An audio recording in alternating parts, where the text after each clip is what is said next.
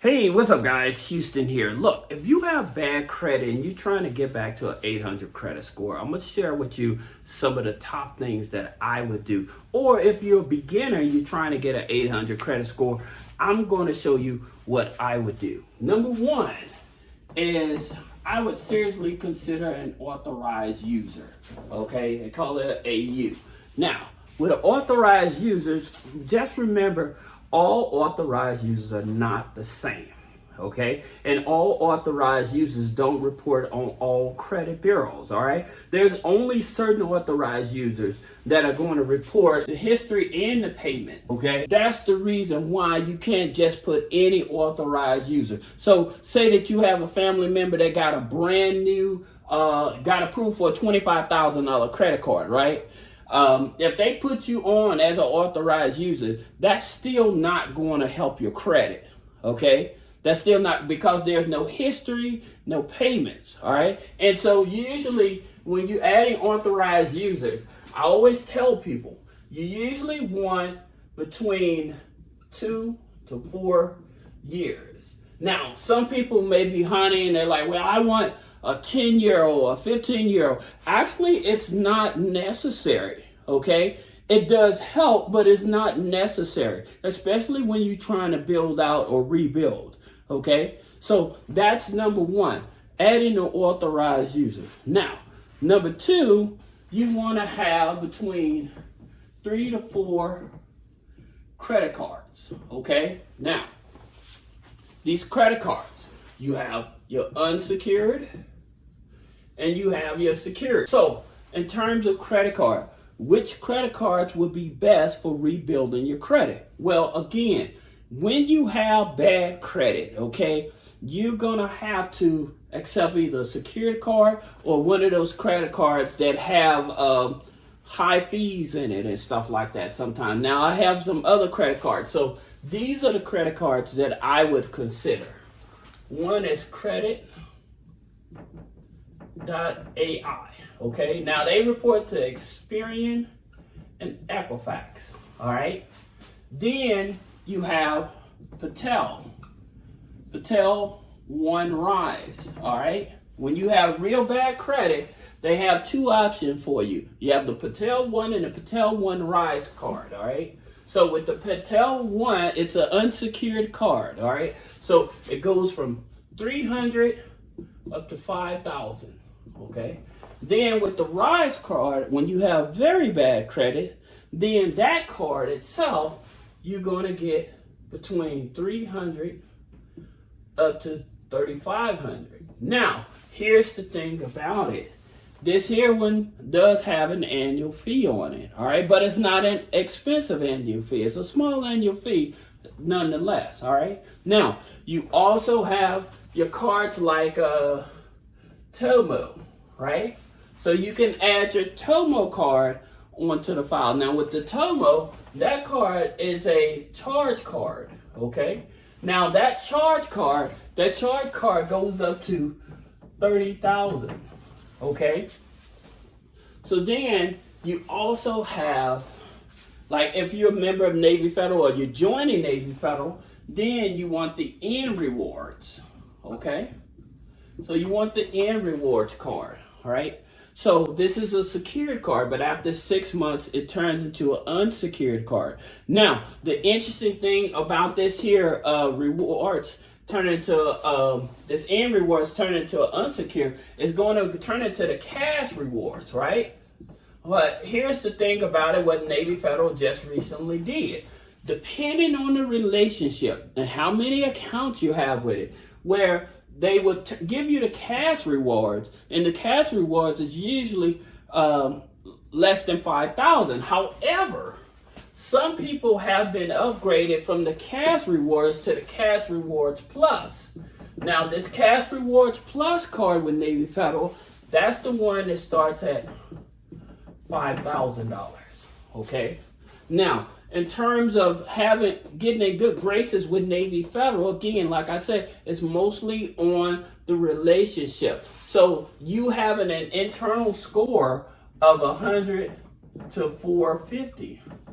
So that means that you would have to have multiple accounts in order to get in that range. So once you get about 325, 350, then that's when you're starting to get unsecured, okay? And for those of you that may not know how to get in that range, that's where you have like a direct deposit. You have a checking account, a savings account, you have the end rewards, and then we're going to talk about the loans, which is a pledge loan. We're going to talk about it in a minute. But at the same time, having a CD or a cheap money market account as well, okay? So the internal score is only good for credit cards and with Navy Federal Pull and TransUnion, all right? So just keep that in mind. Now, number 3, so you're going to have about three to four credit cards. You're trying to get into back to the 800s, 800 credit score. Number 3 is your loans, okay?